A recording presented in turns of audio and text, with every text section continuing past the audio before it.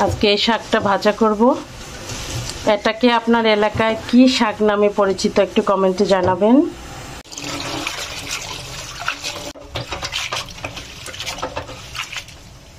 খুব ভালো করে ধুয়ে নিয়েছি।